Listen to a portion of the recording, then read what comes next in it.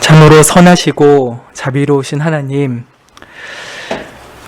우리들의 낮고 피폐한 생활 속에서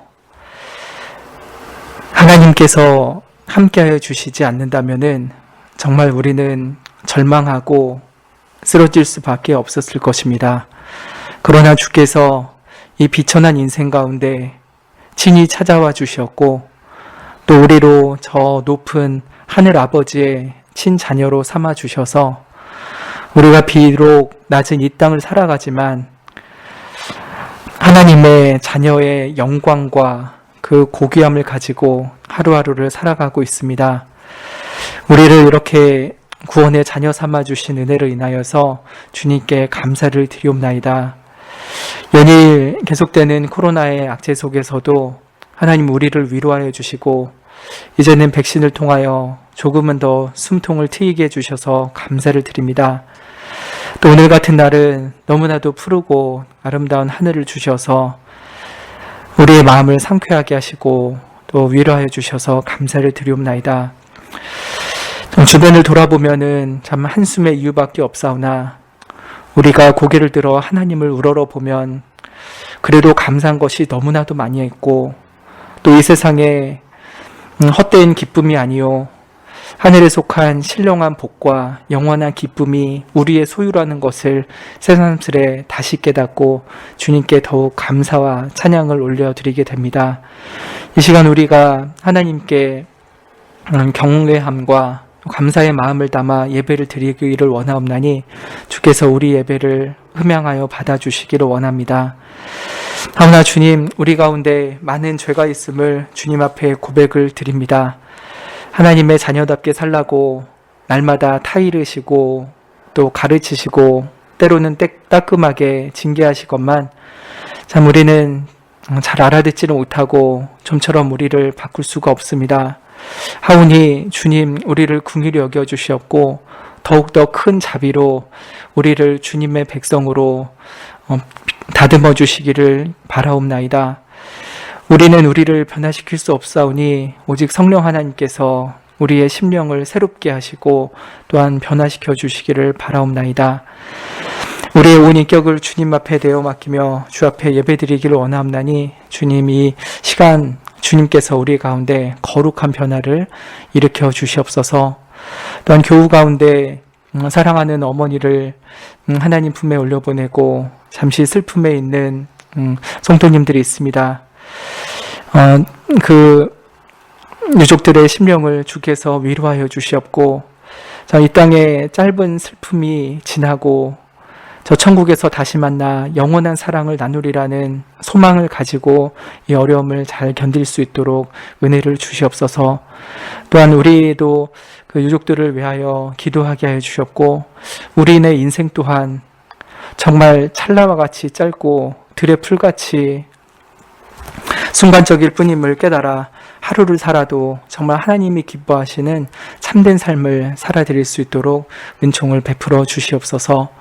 이 시간 우리의 모임 가운데 하나님 함께해 주시기를 원하오며 예수님의 이름으로 기도드립니다. 아멘. 이 시간 잠언 24장 말씀 보겠습니다.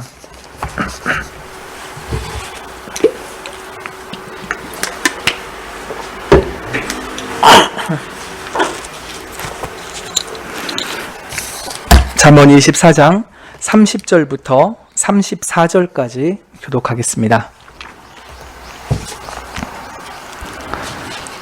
잠언 24장 30절부터 마지막 절까지입니다. 한 절씩 교독하겠습니다.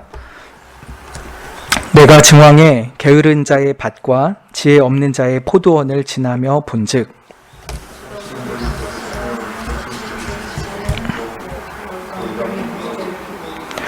내가 보고 생각이 깊었고 내가 보고 훈계를 받았었노라.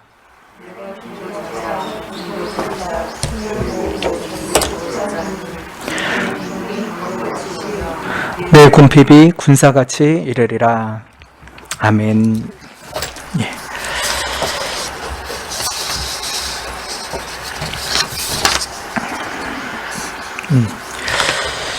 예, 이 말씀의 화자가 누구인가를 보면은 23절을 통해서 알 수가 있습니다. 이것도 지혜로운 자의 말씀이라 라고 하죠. 그러니까 앞에서 말했던 지혜로운 자의 말이 계속 이어진다고 볼 수 있을 것입니다. 앞에는 이제 솔로몬이 이 잠언을 계속해서 말했던 것이 기록되어 있죠. 또 25장 1절을 보면은 이것도 솔로몬의 잠언이요 라고 되어 있죠. 그래서 그 사이에 있는 오늘 본문 역시 솔로몬이 화자가 아닐까 생각을 할 수 있습니다. 이 솔로몬이 지나가다가 어떤 밭과 포도원을 봤을 때 깨닫게 된 것을 가지고 오늘 잠언을 지었죠. 이 밭이 관리가 형편없던 것을 보면은 아마 솔로몬의 왕으로서의 밭이나 포도원은 아니었던 것으로 보입니다. 아마 솔로몬이 직접 민생을 시찰하러 나갔다가 어떤 사람의 밭과 또 포도원을 보고서 어떤 것들을 깨닫게 된 것으로 보입니다. 솔로몬은 그 밭과 포도원을 보면서 갑자기 생각이 깊어졌고 뭔가 특별한 교훈을 깨닫게 되어서 이렇게 잠언으로 기록을 하게 되었죠. 그러면 이 지혜자는 거기서 구체적으로 무엇을 보고 또 무엇을 깨닫고 무엇을 우리에게 교훈할까요? 먼저 솔로몬이 밭과 포도원을 보았다는 것을 우리가 생각할 수 있습니다. 여러분, 밭농사나 포도원 과수업을 해본 적이 있으십니까? 저는 전혀 없습니다. 그냥 서울에서 계속 자라가지고 흙밭에서 놀고 뭐 이렇게 가꾸고 이런 거는 잘 못합니다. 또 집에서 식물 가꾸는 분들, 그런 성도님들도 계시잖아요. 장로님은 굉장히 그런 거 잘하시고, 근데 저희 집은 식물이 들어왔다면 다 말라 죽어 나갑니다. 참 그런 거에 소질도 없고 좀 솔직히 말하면 관심도 별로 없습니다. 그런데 밭농사를 지을 때 굉장히 많은 에너지가 쓰이고 정성이 들어간다는 것은 꼭 굳이 농사를 해보지 않아도 어림 잡아서 알 수 있을 것입니다. 직접 농사를 지어본 분이라면은 뼈저리게 느낄 것이고요. 어떤 분은 그러죠. 농사 짓는 거 뭐가 그렇게 힘드냐. 봄에 씨 뿌리고 중간중간 물 주고 가을 되면 거두면 되는 거 아니냐 싶지만 그렇게 되지 않는 것 같더라고요. 저희 이제 큰아버지도 농사를 계속 지시는데 씨를 뿌리기 전에 밭을 일궈놔야 되잖아요. 일구고 또 씨를 잘 심어야 되고 또 중간중간에 잡초 있으면 뽑아야 되지, 농약 치셔야 되지, 또 장마철 되면은 물에 피해 입지 않도록 다 준비해야지, 또 해가 쨍쨍하면은 그거 식혀주느라고 또 물 계속 뿌려야 되지. 그래서 씨 한 번 뿌리고 기다린다고 되는 게 아니더라고요. 씨 뿌리고 그 과정에서 매일매일 수도 없이 알게 모르게 많은 일들을 해야만 밭농사가 제대로 되는 법이죠. 근데 이사야 28장에는요 하나님께서 사람들에게 농사 짓는 지혜를 주셨다는 말씀이 있습니다. 얼핏 생각하면은 사람들이 이제 농경 생활을 시작하면서 어떻게 농사 지어야겠다라고 스스로 깨달은 것처럼 여겨지잖아요. 우리가 역사 시간에 배우는 건 그런 것이죠. 근데 이사야 28장 24절부터 보면은 하나님께서 사람들에게 농사 짓는 지혜를 주신 분이라는 것을 분명히 가르치고 있습니다. 땅을 개간하고 또 그 땅을 평평하게 하면은 거기에다가 종류에 맞는 씨를 뿌리게 하시고 또 그것이 적절한 때에 수확되는 그런 과정들을 하나님께서 사람들에게 지혜로 주셨다라고 말씀을 하고 있습니다. 일반 은총 속에서 사람들이 농사 지으면서 먹을 수 있는 것을 취할 수 있게 하신 것이죠. 그래서 사람들은 하나님께서 주신 일반 은총의 지혜를 따라서 어떻게 농사를 지어서 수확물을 얻을 것인가를 배우고 또 그것을 그렇게 행합니다. 그리고 포도 농사도 마찬가지죠. 특별히 이스라엘에서는 이 포도 산업이 매우 중요한 것이었습니다. 근데 하나님께서 이 포도원을 가꾸는 게 얼마나 많은 애가 쓰이는 일인지를 친히 말씀을 하신 적이 있습니다. 이스라엘을 포도원으로 비유하시면서 하신 말씀이긴 하지만 일반적으로 포도원을 만들 때 어떤 과정이 필요한지를 하나님께서 비유적으로 말씀하시죠. 예를 들면은 기름진 산을 준비를 합니다. 이사야 5장에 나와 있는 말씀인데 기름진 산을 준비하고 거기에 땅을 파고요. 돌을 제거를 합니다. 그리고 나서 극상품에 포도나무를 심죠. 그러면은 거기서 끝이 아닙니다. 봄이 되면은 잔가지들을 치죠. 그리고 포도원을 허무는 작은 여우나 도둑이 침입하지 않도록 울타리나 돌담을 쌓기도 합니다. 그리고 또 망대를 쌓죠. 이러면서 포도 과수를 하는 것에도 많은 과정이 필요하고 애씀이 필요하다는 것을 알립니다. 이스라엘에서는 포도를 그냥 먹기도 하고 말려서 건포도로 먹기도 하고 또 포도주로 만들어서 먹기도 하면서 이스라엘 사람들의 식생활에 없어서는 안 될 귀한 과일이죠. 그래서 이 포도원을 아주 귀하게 여기고 매일매일 정성스럽게 가꾸어야만 생활을 할 수 있습니다. 밭농사이든 포도농사이든 하나님께서 주시는 지혜에 따라서 정성껏 가꾸어야만 소득을 얻을 수 있게 하신 것이죠. 근데 솔로몬이 지나가던 밭에서 그런 것과는 전혀 상관없는 장면을 보게 됩니다. 멀리서 밭과 포도원을 봤을 때는 저 밭에는 얼마나 탐스러운 알곡들이 있을까? 저 포도원에는 맛있는 포도 열매가 맺혔겠거니 기대하면서 솔로몬이 가까이 갔겠죠. 그런데 가까이 갈수록 솔로몬의 눈이 휘둥그레집니다. 아니 이게 뭔 일이래. 31절에 보면은 우리 한글 성경에는 생략되어 있는데 보라라는 말이 있습니다. 봐라 하는 거예요. 여러분 한번 보십시오. 솔로몬이 봤던 그 밭과 그 포도원을 보십시오. 그 포도원과 밭은 군데군데가 아니라요. 그 땅 전체에 가시덤불과 거친 풀이 나 있습니다. 가시덤불은 쉽게 이해하실 거고 거친 풀은 다른 곳에서는 가시나무라고 번역되기도 하고 또 찔레라고도 번역이 되기도 합니다.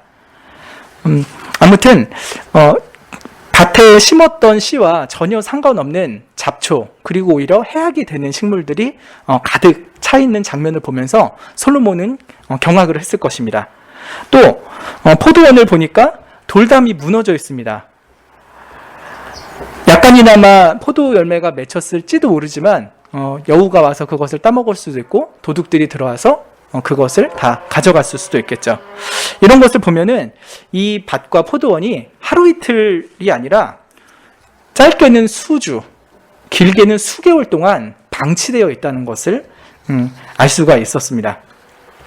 그래서 솔로몬이 봤을 때 이 밭의 주인은 게으른 자이고 포도원의 주인은 지혜 없는 자다라고 생각을 할 수밖에 없었죠.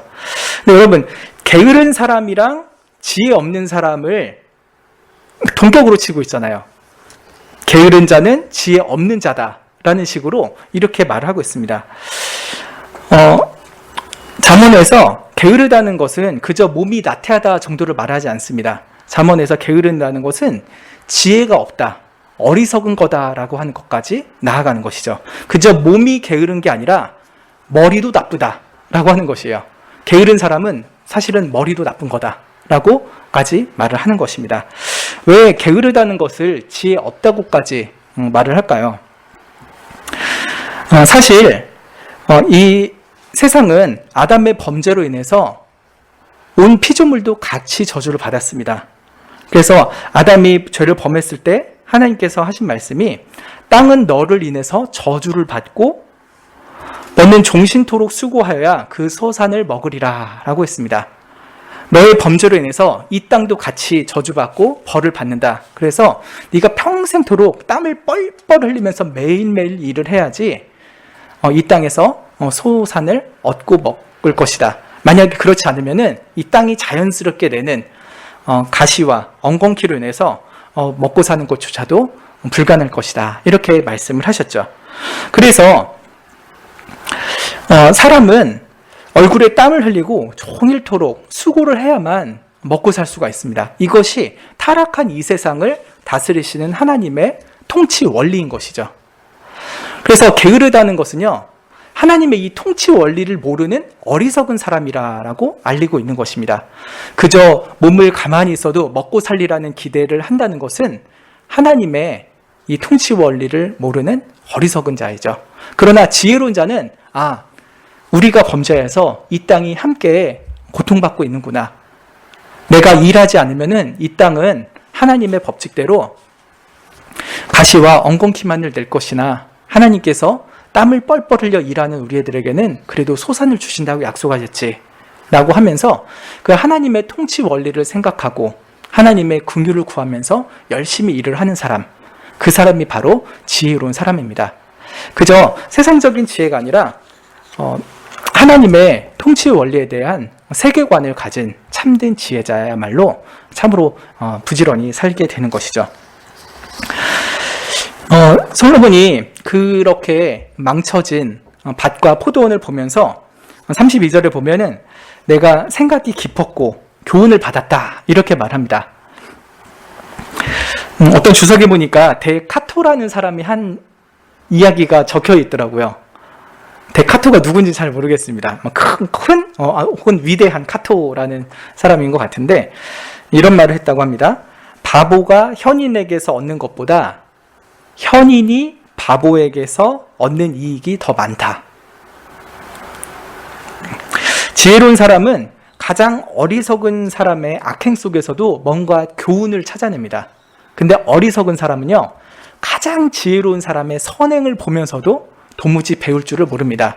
솔로몬은 이 지혜 없고 이 게으른 사람들의 밭과 포도원을 보면서도 아주 놀라운 교훈을 발견하게 되었습니다. 그것은 바로 게으른 자는 궁핍함을 면치 못한다라고 하는 것이죠. 근데 사실 잠언 6장에 보면은 솔로몬이 개미한테도 이런 동일한 교훈을 배운 적이 있었죠. 게으른 자여 개미에게로 가서 그 하는 것을 보고 지혜를 얻어라 그랬죠. 근데 개미가 어떻길래 그렇습니까?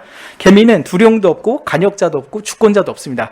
누가 이래라 저래라 감독도 안 하는데요, 자기가 할 일을 알아서 합니다. 먹는 것을 여름 동안에 예비하고 추수 때에 양식을 다 모으죠. 그래서 게으른 자여 네가 어느 때까지 눕겠냐, 네가 어느 때에 잠이 깨어 일어나겠냐 라고 하면서 개미로부터 배우라고까지도 말을 했었죠. 솔로몬은 그런 게으른 사람의 밭과 포도원을 보면서도 교훈을 얻고요, 심지어 벌레를 보면서도 아주 엄청난 교훈을 얻는 것입니다. 이런 교훈을 받으면서 솔로몬이 우리에게 권면하는 것이 무엇입니까? 33절과 34절에 그 결론적인 교훈이 있습니다. 우리 같이 읽어볼까요? 시작.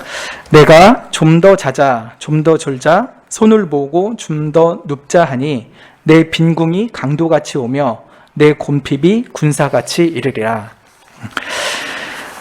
심신에 어떤 질병이나 장애가 있는 경우에는 이렇게 생활에 느리고 어떤 일을 잘 못할 수밖에 없을 것입니다. 충분히 이해가 가능한 상황이죠. 그러나 솔로몬이 봤던 이 게으른 사람, 이 지혜 없는 사람은 사지가 멀쩡한데도 그저 마음이 게으른 사람입니다. 마음의 게으름쟁이. 그래서 좀 더 자자라고 합니다. 허리가 아플 만큼 잤는데도 좀 더 자자고 합니다. 그리고 거기다 더해가지고 좀 더 졸자라고 합니다. 이제 허리가 좀 아파가지고 앉아서 의자에서 좀 더 졸자 하면서 의자에서 또 더 졸죠. 또 질릴 만큼 졸았는데 또 다시 손을 모으고 좀 더 눕자 하면서 다시 침상으로 들어갑니다. 이러면서 침대에서 뒹굴뒹굴하면서 그렇게 게으르게 하루를 보내는 것입니다. 이렇게 게으르게 살았던 이 사람이 어떻게 되겠느냐라고 할 때 빈궁이 강도같이 오고 곰핍이 군사같이 이르리라 라고 경고를 합니다. 강도는 어떻습니까? 전혀 예측하지 않은 때에 갑자기 쳐들어오죠. 군사는 어떻습니까? 너무 강력해서 감당할 수가 없습니다. 그래서 게으르면 빈궁은 더 빨리 우리에게 찾아옵니다. 게으를수록 빈궁은 우리에게 더 빨리 달려옵니다. 그리고 곰핍은 우리가 감당할 수 없을 만큼 우리의 생활을 짓밟고 우리를 불강력적으로 망하게 만들어 버린다. 이런 교훈을 주는 것이죠. 이것이 솔로몬이 잠언을 통해서 우리에게 부지런한 삶을 살아야 되는 것을 교훈하는 말씀입니다. 근데 여러분, 근데 이 정도 말씀이면은 굳이 잠언이라고 할 만할까요? 왜 그렇습니까? 잠언은요, 제가 전에 1장에 대한 설교를 했을 때 마찬가지로 하나님과의 연관되어 있는 지혜입니다. 잠언에서 말씀하는 지혜는 하나님과의 관계 속에서 이루어지는 지혜입니다. 그런데 제가 지금까지 해석한 정도로만 한다면은 굳이 하나님을 생각하지 않아도 얼마든지 일반적인 상식과 경험을 통해서도 알 수 있는 정도의 내용입니다. 보통 사람들도 다 그렇게 생각하잖아요. 게으르면 먹을 게 없다. 부지런해야 뭐 하나라도 먹는다. 이런 거는 굳이 하나님과의 관계 없이도 생각할 수 있는 것이죠. 우리나라에 좀 재밌는 속담들이 있습니다. 게으름과 부지런함에 대한 속담인데요. 이런 게 있습니다. 봄에 깐 병아리 가을에 와서 세어본다. 들어본 적 있으십니까? 저는 솔직히 말씀드리면 처음 들어봐요. 제가 너무 상식이 부족한가 싶은데 인터넷에서 게으름, 속담 이렇게 검색했는데 이게 나오는 거예요. 그게 뭔 말인가 봤더니 봄에 깐 병아리 가을에 와서 세본다. 버려놓은 일을 제때제때 다 마무리를 안 해놓고 뒤늦게나 와서 뭔가를 해보려고 하는 게으른 태도를 말하는 것이죠. 또 이런 것도 있습니다. 도는 개는 배 채우고 누운 개는 옆 채인다. 들어보셨어요? 아니, 이게 우리나라 속담인가 싶기도 해요. 근데 뭐 서양 속담이란 얘기는 없어서 우리나라 속담인 같긴 한데 다시 말씀드릴게요. 도는 개는 배를 채우고 누운 개는 배를 채인다. 도는 개는 부지런히 돌아다니는 개예요. 여기저기 돌아다니면서 뭐라도 주워 먹으니까 배가 채워집니다. 근데 누워있는 개는요, 주인한테 배를 채입니다. 발로 차는 거죠. 이 게으른 놈아 이러면서 빵 차인다는 거예요. 또 이런 속담도 있습니다. 첫 새벽에 문을 열면 오복이 들어온다. 첫 새벽부터 부지런히 문 열고 나가서 일을 하면은 오복이 집 안으로 들어온다. 이런 속담이죠. 또 농군이 여름에 하루 놀면 겨울에 열을 굽는다. 이게 아마 오늘 읽었던 잠언 말씀에 가장 비슷한 속담이 아닌가 싶습니다. 농부가 여름에 하루 놀면 겨울에는 열을 굽는다. 그러나 아까 잠언에 대해서 말씀드렸던 것처럼 이 솔로몬이 말하는 지혜가 일상생활에서의 부지런함을 말하는 정도일까요? 그러면은 우리 직장 생활할 때 부지런해야 된다. 우리 자녀들도 학업에 있어서 부지런해야 된다. 또 주부들이 가정 살림할 때도 부지런해야 된다. 그래야 뭔가를 얻을 수 있고 풍성한 수확을 거두게 된다. 이런 식으로 생각을 할 수 있겠지만요. 잠언은 그것을 뛰어넘는 무엇인가를 우리에게 가르치려는 말씀입니다. 솔로몬은 어쩌면 이 게으르고 지혜 없는 자의 밭과 포도원의 이야기를 통해서 우리 영혼의 밭, 우리 마음밭에 대한 교훈을 주려는 것은 아닐까 생각해 볼 수가 있습니다. 왜 그러냐면 우리가 일상생활에는요 굉장히 부지런할 수가 있어요. 새벽부터 일어나서 밤 늦을 때까지 직장에서 일하고 야근까지 하고, 또 학생들은 얼마나 잠 쪼개가면서 공부를 합니까? 사당오락은 뭐 옛날 말이라고 하지만 여전히 공부 잘하는 엘리트 학생들은 사당오락합니다. 정말 잠 줄여가면서 공부를 하죠. 저희 교회 고3 학부모님한테 요새 그 아이는 어떻게 해요? 늘 잠이 부족해서요. 그렇죠. 열심히 또 좋은 성적 내려면은 잠 부족해지도록 그렇게 하지 않을 수가 없습니다. 그런데 문제는요, 우리가 일상생활에는 매우 부지런한데 영적 생활에 있어서는 한없이 게으를 수도 있다라고 하는 것입니다. 그래서 우리가 부지런함과 지혜로 가꾸어야 될 참된 밭, 진정한 포도는 무엇이냐? 바로 우리의 마음이고 우리의 영혼입니다. 우리의 생활을 좀 돌아보면 좋겠습니다. 오늘은 어떠셨습니까, 여러분? 아침 일찍부터 일어나셔서 하나님께 기도하고 오늘은 무슨 일을 해야 될까? 일과를 생각하고 또 내가 무엇을 미리 준비해야 될까? 하시면서 분주하게 하루를 사셨을 것입니다. 네, 그런 가운데서 우리가 영적 생활에 있어서는 나태해지고 점점 시간을 덜 할애하게 되고 하나님부터 멀어진다면은 사실 우리의 마음밭이 가시덤불로 또 거친 풀로 또 돌담이 묻어진 상태로 갈 수가 있는 것입니다. 왜냐하면요, 아담의 타락으로 인해서 이 땅이 저주를 받아서 자연스럽게는 가시와 엉겅퀴를 낼 수밖에 없는 것처럼요, 우리의 마음도 아담의 타락으로 인해서 자연스럽게 두면은 죄를 쏟아낼 수밖에 없기 때문입니다. 땅이 가시를 쏟아내듯 우리의 마음은 죄를 생산하고 죄가 풍성하게 자랄 수밖에 없습니다. 그래서 우리가 땅에서 귀한 열매를 얻고자 하면은 부지런히 땅을 가꾸고 돌봐야 하는 것처럼 우리의 마음에서 귀한 열매를 맺기 위해서는 우리의 마음을 부지런히 가꾸고 돌봐야만 하는 것입니다. 영적으로 게으른 자가 영적으로 어리석은 자입니다. 하나님께서 우리의 마음을 다스리는 원리는요, 그 통치 원리는 자신의 영혼을 귀히 여기고 또 하나님 앞에서 자신의 마음을 깨어서 가꾸는 자라야 귀한 열매를 맺을 수 있도록 다스리시기 때문입니다. 하나님의 통치 원리가 우리의 마음에도 동일하게 적용이 되어서 우리의 마음을 장기간 방치하게 되면은 우리 마음속은 걷잡을 수 없는 죄로 뒤덮일 것입니다. 그러나 하나님께서 우리의 마음을 가꾸게 하실 때 그것은 우리의 마음속에 풍성한 열매를 맺기를 원하시는 것이죠. 그럼 구체적으로 우리의 마음의 밭, 우리의 영혼의 밭을 부지런하고 지혜롭게 가꿀 수 있는 비결이 무엇이겠습니까? 여러분, 영혼의 밭을 가꾸기 위해서 여러분은 어떤 비결을 가지고 계십니까? 나는 내 마음속에 아름다운 열매를 맺기 위해서 이런 것을 하기를 원합니다. 또 하고 있습니다. 라고 하는 것이 있으십니까? 예, 어느 정도 이미 잘하시리라 생각을 하지만 또 말씀을 통해서 좀 몇 가지를 짚어보면 좋겠습니다. 첫 번째로 우리의 영혼을 가꾸는 비결은요, 그리스도의 가르침대로 새 사람답게 살아가는 것입니다. 에베소서 4장 21절부터 24절에 이런 말씀이 있습니다. 진리가 예수 안에 있는 것 같이 너희가 과연 그에게서 듣고 또한 그 안에서 가르침을 받았을진데, 예수 그리스도의 진리로 가르침을 받았을진데 너희는 유혹의 욕심을 따라 썩어져가는 구습을 좇는 옛사람을 벗어버려라.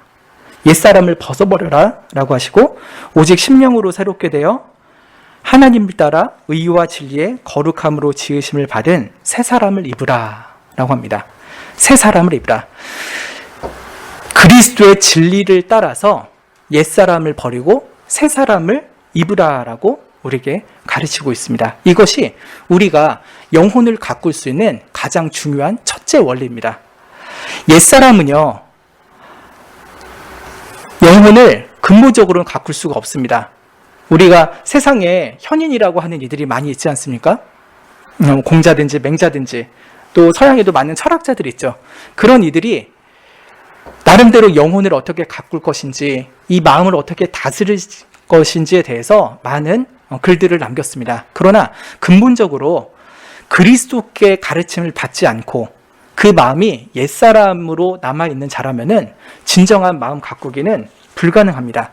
이렇게 하면 좋겠다라고 하는 것은 나름대로 말할 수 있을 것입니다. 그렇지만 실제로 그렇게 살 수는 없습니다.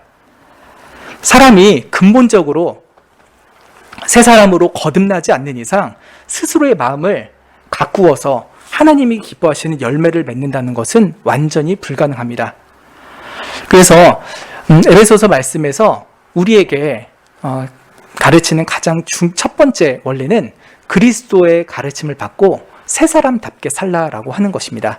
즉 성령께서 거듭난 심령을 주셨을 때 새 사람다운 삶을 살기를 힘쓰라라고 하는 것이죠. 그리고 그것에 대해서 구체적인 실천으로 말씀하는 것이 에베소서 5장 15절부터 있습니다. 이 말씀을 좀 같이 찾아보면 좋겠습니다. 에베소서 5장 15절입니다.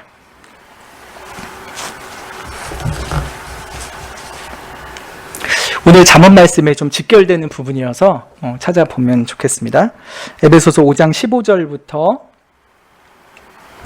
18절 말씀인데 제가 읽어보겠습니다. 그런즉 너희가 어떻게 행할 것을 자세히 주의하여 지혜 없는 자 같이 말고 오직 지혜 있는 자 같이 하여 세월을 아끼라. 때가 악하니라. 그러므로 어리석은 자가 되지 말고 오직 주의 뜻이 무엇인가 이해하라. 술 취하지 말라. 이는 방탕한 것이니 오직 성령의 충만을 받으라. 보면은 사실 이 원리가 아까 말씀드린 에베소서 4장 21절, 24절부터 오는 것입니다. 즉 새 사람답게 살라라고 하는 것이고요. 그것에 대한 구체적인 지침 중에서 세 번째가 오늘 지금 읽은 에베소서 5장 15절입니다. 거기 보면은 지혜 있는 자같이 행하라라고 하죠. 잠언에서 말씀하는 것 같죠. 지혜 있는 자같이 행해라. 근데 오직 지혜 있는 자같이 하는 것이 뭐냐라고 했을 때 16절에 보면은 세월을 아끼는 것이라고 합니다. 지혜 있는 사람은 어떤 사람이냐? 세월을 아끼는 사람이다 라고 하는 것이죠. 세월을 아낀다는 것은 기회를 산다, 기회를 붙잡는다 라는 말입니다. 그저 시간 아껴서 사용해라 이런 게 아니라요, 하나님께서 순종할 수 있는 기회를 주시고 이웃들을 섬길 수 있는 기회를 주실 때 그 기회를 꽉 붙잡으라, 그리고 그 기회를 선용해라 라고 하는 것입니다. 이것이 지혜로운 삶을 사는 사람인 것이죠. 하나님께서 우리에게 오늘 24시간을 주셨죠. 하나님을 섬길 수 있는 기회를 주시고 또 이웃들을 섬길 수 있는 기회를 여러 번 주셨을 것입니다. 그 기회를 예민하게 깨닫고 그 기회를 선용하여서 하나님을 섬기고 이웃을 섬기는 것, 그것이 바로 지혜로운 삶인 것입니다. 그것이 바로 세월을 아끼는 것인 것이죠. 그러면서 이어지는 말씀이 그러므로 어리석은 자가 되지 말고 오직 주의 뜻이 무엇인가 이해해라. 술 취하지 말라. 이는 방탕한 것이니 오직 성령의 충만함을 받으라 라고 합니다. 주의 뜻이 무엇인가를 이해를 해야 됩니다. 그래야 하나님께서 하나님을 섬기는 방법이 무엇인지, 이웃을 섬기는 방법이 무엇인지를 알려주시는 대로 우리가 기회를 잡을 수 있기 때문이죠. 하나님의 뜻을 잘 분별해야 됩니다. 그래서 누구야 오늘 나를 이렇게 섬겨라, 이웃들을 이렇게 섬겨라 라고 하나님께서 그 뜻을 가르쳐 주실 때 그것을 정확히 깨닫고 그 기회를 붙잡아서 섬기는 것이 과연 지혜로운 삶인 것입니다. 근데 어떻게 우리가 그렇게 지혜로운 삶을 살 수 있을까요? 그것은 18절 끝에 있는 것처럼 오직 성령의 충만함을 받을 때 가능한 것입니다. 우리가 어떻게 하나님의 뜻을 깨닫는가? 어떻게 하나님께서 주신 기회를 붙잡아서 선용하는가? 그것은 성령의 충만함을 받을 때 이루어지는 것이죠. 그래서 우리가 영혼의 밭을 부지런히 가꿀 수 있는 첫 번째는요, 그리스도의 가르침대로 새 사람답게 사는 것입니다. 두 번째는 지혜로운 자답게 기회를 붙잡는 것입니다. 근데 이 기회를 붙잡기 위해서는 세 번째 원리가 필요하죠. 바로 성령의 충만함을 입는 것입니다. 성령을 좇아서 행하라 라는 말씀을 우리는 갈라디아서 6장 말씀에서 알 수가 있습니다. 갈라디아서 5장에서요. 너희는 성령을 좇아 행하라. 그리하면 육체의 욕심을 이루지 아니하리라 라고 말씀을 하셨죠. 갈라디아서 5장은 잘 아시는 바처럼 육체의 소욕에 대한 말씀이 있습니다. 근데 육체의 소욕을 잘 보면요, 우리 마음밭에 있는 가시, 우리 마음밭에 나타나는 거친 풀들에 대한 묘사입니다. 아까 말씀드린 것처럼 땅이 가만히 두면 가시를 낼 수밖에 없는 것처럼요, 우리의 마음도 자연 상태 그대로 두면은 온갖 육체의 욕심을 따라서 악한 것들을 자라게 합니다. 갈라디아서 5장 19절에서 그런 육체의 소욕에서 나온 악한 것들을 묘사를 하죠. 음란한 것, 더러운 것, 호색, 우상 숭배하는 것, 술수를 부리는 것, 원수를 맺는 것, 분쟁하고 시기하고 분내는 것, 당을 짓는 것, 분리하는 것, 이단, 투기, 술 취함, 방탕함, 또 이런 여러 가지 것들이 성령의 충만함을 입지 않고 자연스럽게 그냥 우리의 마음을 방치했을 때 나타나게 되는 가시이고 거친 찔레인 것입니다. 이것이 우리의 마음밭에 계속해서 자라게 될 때 우리는 아무 열매도 얻지 못하게 될 것입니다. 그렇지만 하나님께서는 우리에게 성령을 주셨죠. 성령께서 우리의 마음밭을 완전히 새로운 밭으로 만드시고 이 밭에서 아름다운 열매를 맺도록 역사하시기를 기뻐하십니다. 그래서 우리가 우리의 심령을 주님 앞에 온전히 내어 맡기고 주님, 제 마음속에 거룩한 성령의 열매를 맺어 주십시오라고 주님께 의탁을 드려야만 하는 것입니다. 우리 스스로는 어쩔 수 없습니다. 우리 마음밭에 뿌려져 있는, 그리고 이미 많이 자라고 있는 가시들, 그걸 빼보려고 해도 잘 안 되는 것 우리는 너무나도 많이 경험을 합니다. 예를 들어서 이 게으름에 대한 것도 마찬가지죠. 게으르지 않아야지, 내가 더 부지런히 살아야지 라고 하지만 그것이 참 안 됩니다. 내가 올해는 이렇게 운동을 하리라, 이런 것을 공부를 하리라, 이런 것을 성취하리라 열심히 계획을 짜보지만 좀처럼 안 됩니다. 제일 심각한 것은 영적인 게으름이죠. 내가 정말 시간을 정해놓고 말씀을 묵상하리라, 적어도 하루에 10분, 15분이라도 하나님의 말씀을 묵상하고 기도하리라, 이렇게 계획을 하지만 그것이 참 쉽지가 않습니다. 너무나도 어렵습니다. 텔레비 드라마 하나 1시간 보는 건 하나도 힘들지 않습니다. 유튜브로 뭐 보는 거는 시간이 가는 줄도 모르고 그렇게 재밌게 봅니다. 그렇지만 성경을 여는 거는 왜 그렇게 힘들죠? 앉아서 손을 모으고 기도하는 것은 왜 이렇게 우리에게 귀찮은 일이 되는 걸까요? 이것은 성령의 충만함을 입지 않을 때 일어나는 아주 뚜렷한 징조입니다. 반대로 우리는 성령의 충만함을 입을 때 하나님의 말씀이 너무나도 궁금해지고 또 하나님께 기도하는 그 시간이 그렇게 달콤할 수가 없습니다. 그 세상 어떤 것을 준다고 해도 내가 이 시간만큼은 타협할 수 없어요. 나는 하나님 말씀 꼭 읽을 거예요. 잠시만요. 나중에 연락 주세요. 저 기도해야 돼요. 이러면서 하나님과의 달콤한 교제를 나누는 그것을 가장 기뻐하고 부지런히 행하는 것, 그것이야말로 성령 충만한 성도의 삶일 것입니다.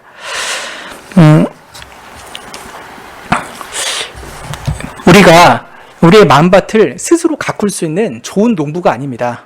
우리는 게으른 농부고요, 어리석은 농부입니다. 그래서 우리에게 우리의 마음밭을 다 가꾸라고 하면은 우리는 정말 가시밖에 내지 않고 찔레를 내고 우리의 담장은 허물어져 있을 것입니다. 그래서 우리는요, 우리의 마음밭조차도요, 우리가 아니라 성령 하나님께 맡겨야 됩니다. 성령 하나님, 제 마음밭에 오셔서 저의 마음밭에 여러 가지 돌들을 다 뽑아내어 주시고 평평한 땅을 만들어 주시고 말씀의 씨앗을 뿌려 주십시오. 그리고 성령의 비를 내려 주셔서 성령의 열매를 맺을 수 있도록 제 마음밭에 은혜를 주십시오라고 간절히 기도할 수밖에 없습니다. 그럼 그 마음의 씨앗은 바로 말씀이기 때문에 우리는 정말 매일매일 말씀을 묵상하고 주님 앞에 엎드려 기도할 수밖에 없는 것이죠. 성령의 열매는 무엇입니까? 사랑이고요, 희락입니다. 화평, 오래 참는 것, 또 자비로움, 양선, 충성, 온유와 절제입니다. 성령 하나님께서 충만히 우리 가운데 거하실 때 이런 아름다운 열매들이 우리 마음밭에 맺어지게 될 것입니다. 그래서 솔로몬이 그 게으른 사람의 밭과 지혜 없는 사람의 포도원을 보면서 교훈을 얻었던 것처럼요, 우리는 영적인 부지런함이 얼마나 중요한 것인지를 깊이 깨닫게 되면 좋겠습니다. 솔로몬이 알려주려는 것은요, 그냥 세상의 부지런함을 종용하는 것이 아니라요, 영적인 부지런함까지도 우리에게 알려주려고 했던 것입니다. 갈라디아서 6장 7절 8절 말씀을 읽고 마치면 좋겠습니다. 스스로 속이지 말아라. 하나님은 만홀이 여김을 받지 아니하시나니 사람이 무엇으로 심든지 그대로 거두리라. 자기의 육체를 위하여 심는 자는 육체로부터 썩어진 것을 거두고 성령을 위하여 심는 자는 성령으로부터 영생을 거두리라. 예, 정직하신 하나님께서 우리의 마음속에 말씀의 씨앗을 뿌려주시고 우리의 마음밭을 기경하여 주셔서 우리로 하여금 풍성한 성령의 열매를 맺게 해주시기를 기도하면 좋겠습니다. 예, 기도하고 마치겠습니다. 하나님, 우리가 얼마나 게으르고 나태한 삶을 사는지 모르겠습니다.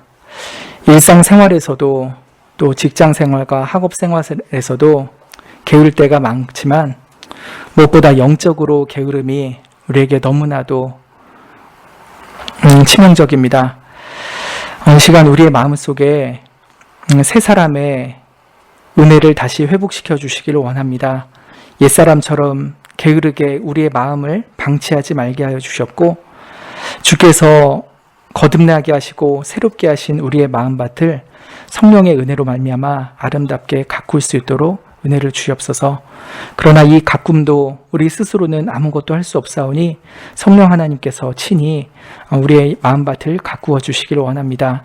그 은혜를 따라서 우리가 매일 말씀을 묵상하여 주님의 말씀의 씨앗을 뿌리고 또 성령의 은혜의 비가 내려서 그 씨앗이 아름답게 자라 주님께서 원하시는 성령의 거룩한 열매들을 주렁주렁 맺을 수 있는 마음밭들이 다 되도록 은혜를 주시옵소서. 예수님의 이름으로 기도드립니다. 아멘. 주님께서 가르쳐 주신 교도 아름으로 수요일 저녁 기도회를 마치겠습니다. 하늘에 계신 우리 아버지여, 이름이 거룩히 여김을 받으시오며 나라의 임하옵시며 뜻이 하늘에서 이룬 것 같이 땅에서도 이루어지이다.